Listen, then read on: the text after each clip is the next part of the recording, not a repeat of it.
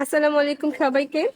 অনেকের ধারণাই থাকে যে আমি শুধুমাত্র ট্রিক্স শিখাই বা ট্রিক্স আমরা কেন শিখবো, পরীক্ষার হলে ট্রিক্স অনেক বড় হয়ে যায়, এগুলো লেখার সময় কোথায় পাবে। আসলে বিষয়টা তেমন না। সব ট্রিক্স গুলোই যে আপনি পরীক্ষার হলে ফলো করবেন ব্যাপারটা তেমন না। ট্রিক্স জানা দরকার, কারণ হচ্ছে ট্রিক্স জানলে ম্যাথকে অনুশীলন করা যায়, ম্যাথকে অনেকভাবে সলভ করা যায়। আর নামতা জানা অবশ্যই জরুরি। আমি প্রত্যেকটা বেসিক ম্যাথে আমার বাচ্চাকে আমি নামতার সাহায্য করে থাকি।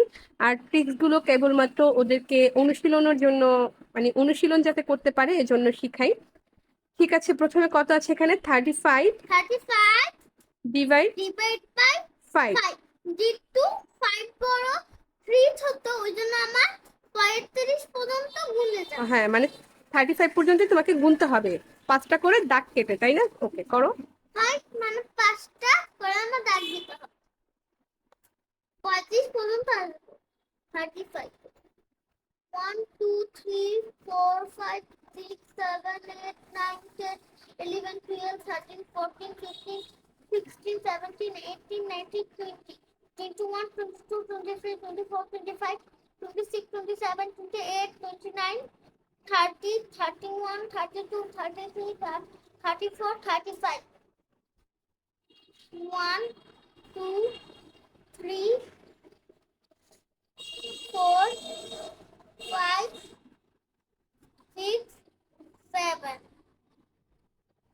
Result result 7। 7 অনেকেরই ধারণা যে ট্রিক্স গুলো শিখলে শুধু শুধু সময় নষ্ট হবে।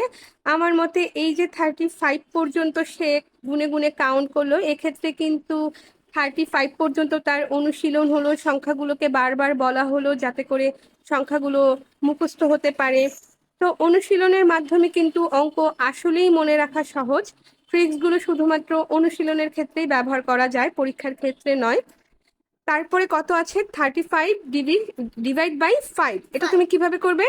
নামটা 7 কত নামটা পড়বে? 5 এর নামটা মানে 5 এর নাম ওকে, 5 নামটা পড়ো। 5 এ 5 5 দুগুণে 10 3 5 15 4 5 20 5 5 25 5 5 6 6 35 5 6 5 6 30 5 5 7 7। 35 ওকে, আস্তে আস্তে বলতে হবে। 5 7 মানে 35 কত হবে উত্তর? 7 ওকে, লিখো। 7। 7 5 ইন্টু 7 কত ইজিক্যাল টু 35। একদম বরাবর সংখ্যা 35 লিখবা। হ্যাঁ, লিখো 5। হয়েছে, 5 লিখো। এটার কোনো ভাগশেষ নেই, নেই তাই কি হবে? 0 0।